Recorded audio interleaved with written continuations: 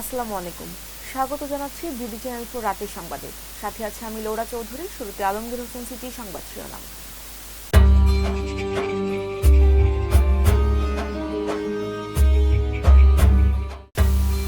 ভয় দেখিয়ে দেশের গণতান্ত্রিক অগ্রযাত্রা কেউ থামাতে পারবে না, প্রধান উপদেষ্টা।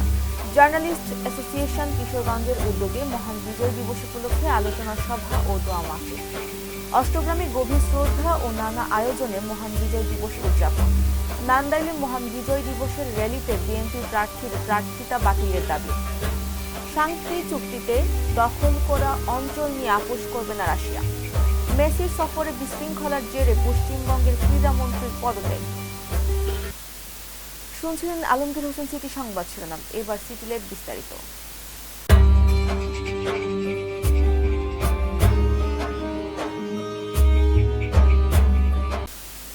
ভয় দেখিয়ে দেশের গণতান্ত্রিক অগ্রযাত্রা কেউ থামাতে পারবে না। অন্তর্বর্তীকালীন সরকারের প্রধান উপদেষ্টা অধ্যাপক মোহাম্মদ ইউনুস বলেছেন, ইনকিলাব মঞ্চের মুখপাত্র শরীফ ওসমান হাদির ওপর হামলার ঘটনার সঙ্গে জড়িতদের প্রাথমিকভাবে চিহ্নিত করা গেছে। আমি দেশবাসীকে আশ্বস্ত করতে চাই, যারা এই ষড়যন্ত্রে জড়িত তারা যেখানেই থাকুক না কেন, তাদের কাউকেই ছাড় দেওয়া হবে না।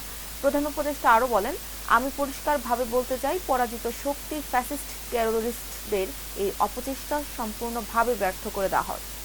ভয় দেখিয়ে, সন্ত্রাস ঘটিয়ে বা রক্ত ঝরিয়ে এই দেশের গণতান্ত্রিক অগ্রযাত্রা কেউ থামাতে পারবে না।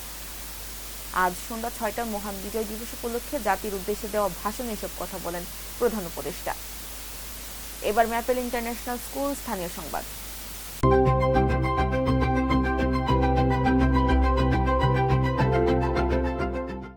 জার্নালিস্ট অ্যাসোসিয়েশন কিশোরগঞ্জের উদ্যোগে মহান বিজয় দিবস উপলক্ষে আলোচনা সভা ও দোয়া মাহফিল অনুষ্ঠিত হয়েছে।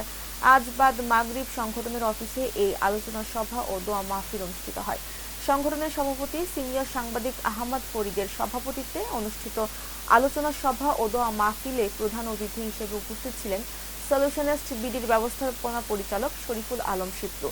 সংগঠনের সাধারণ সম্পাদক শরীফুল আলমের সঞ্চালনায় এতে বক্তব্য রাখেন যুগ্ম সাধারণ সম্পাদক মোস্তফা শাওন, সাংগঠনিক সম্পাদক শফিকুল ইসলাম নাইম, দপ্তর সম্পাদক ইমরান হোসেন, কার্যকরী সদস্য নূর আহমদ পলাশ, শাকিল আহমেদ নাদভি, রাইহান জামান, হারিস আহমেদ। দোয়া পরিচালনা করেন কবি ও কলামিস্ট সাংবাদিক সাদেক আহমেদ। আজ মঙ্গলবার ১৬ ডিসেম্বর মহান বিজয় দিবস। বাঙালি জাতির ইতিহাসে গৌরবোজ্জ্বল ও অবিস্মরণীয় একটি দিন। ১৯৭১ সালের দীর্ঘ ৯ মাসের রক্তক্ষয়ী মুক্তিযুদ্ধের পর এই দিনেই ঢাকার রেসকোর্স ময়দানে বর্তমান সোহরাওয়ার্দী উদ্যান পাকিস্তানি হানাদার বাহিনীর আত্মসমর্পণের মধ্য দিয়ে স্বাধীন ও সার্বভৌম রাষ্ট্র হিসেবে বাংলাদেশের অভ্যুদয় ঘটে। দিবসটি যথাযোগ্য মর্যাদা ও ভাব গাম্ভীর্যের সঙ্গে উদযাপন করেছে কিশোরগঞ্জের অষ্টগ্রাম উপজেলা প্রশাসন।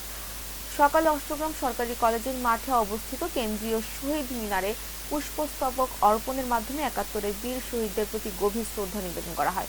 শ্রদ্ধা নিবেদনকালে উপজেলা নির্বাহী কর্মকর্তা সিলভিয়া স্নিগ্ধা, সহকারী কমিশনার আব্দুল আহাদ, অষ্টগ্রাম থানার অফিসার ইনচার্জ শোয়েব খান সহ বিভিন্ন সরকারি দপ্তরের কর্মকর্তা কর্মচারী, বীর মুক্তিযোদ্ধা, রাজনৈতিক নেতৃবৃন্দ, জনপ্রতিনিধি, শিক্ষক, শিক্ষার্থী ও সর্বস্তরের জনগণ উপস্থিত। পুষ্পস্তবক অর্পণ শেষে মহান মুক্তিযুদ্ধের শহীদদের আত্মার মাগফিরাত কামনায় বিশেষ দোয়া ও মোনাজাত অনুষ্ঠিত হয়।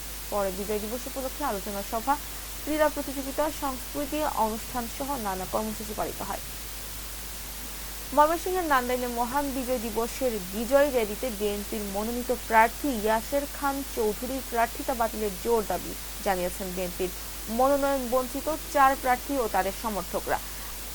আজ বেলা 12:30টার দিকে নান্দাইল উপজেলা সদরে আয়োজিত বিজয় র্যালি ও সংক্ষিপ্ত আলোচনা সমাবেশে বিএনপির উচ্চ পর্যায়ের নেতৃবৃন্দের দৃষ্টি কামনা করে নান্দাইল আসনের ধানের শীষের প্রার্থী পরিবর্তনের জোর দাবি জানান তারা। বিএনপির মনোনয়ন বঞ্চিত প্রার্থী major general Anwarul Momen, brigadier general doctor A K M. Shamsul Islam Shams, upazila বিএনপির যুগ্ম আহ্বায়ক এমডি মামুন বিন আব্দুল মান্নান ও নান্দাইল উপজেলার বিএনপির সাবেক ভারপ্রাপ্ত সভাপতি ও উপজেলা বিএনপির আহ্বায়ক কমিটির সদস্য নাসের খান চৌধুরী, এই ৪ গ্রুপের অনুসারী ও বিএনপি সমর্থকরা নান্দাইল সরকারি আদর্শ ডিগ্রি কলেজ মাঠ থেকে একটি বিজয় র্যালি বের করে। এবার জীবনদীপ হেলথ সেন্টার আন্তর্জাতিক খবর।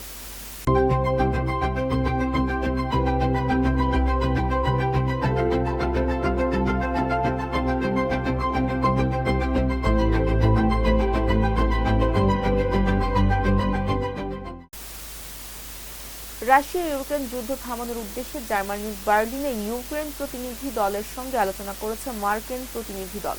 তারা এখন রাশিয়ার প্রতিনিধি দলের সঙ্গে আলোচনার বসার প্রস্তুতি নিচ্ছে। তবে তার আগেই রাশিয়া জানিয়ে দিয়েছে ইউক্রেন ভূখণ্ডে দখলকৃত 5টি অঞ্চল দিয়ে তারা কোনো ধরনের ছাড় দিতে রাজি নয়, যা শান্তি চুক্তির খসড়া পরিকল্পনা গ্রহণের আগেই অনিশ্চয়তা তৈরি করেছে। মঙ্গলবার রাশিয়ার উপপররাষ্ট্রমন্ত্রী সার্গেই রিয়াবকভ জানিয়েছে ইউক্রেনের দখলকৃত অঞ্চলের বিষয়ে রাশিয়া কোনো সমঝোতা মেনে নেবে না। এবার কনস্ট্রাকশন জোন খেলার খবর।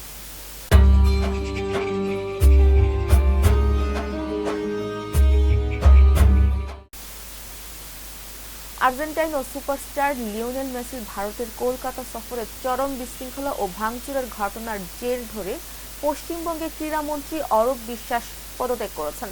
আজ বিকেলে অরূপ বিশ্বাসের পদত্যাগ পত্র গ্রহণ করেছেন মুখ্যমন্ত্রী মমতা ব্যানার্জি। এর আগে দুপুরে রাজ্য পুলিশের প্রধান সহ 3 কর্মকর্তাকে কারণ দর্শানোর নোটিশ দিয়েছে সরকার। এই ঘটনার এক সিনিয়র পুলিশ কর্মকর্তাকে সাসপেন্ড করা হয়েছে এবং আরেক প্রশাসনিক কর্তাকে দায়িত্ব থেকে অব্যাহতি দেওয়া হয়েছে।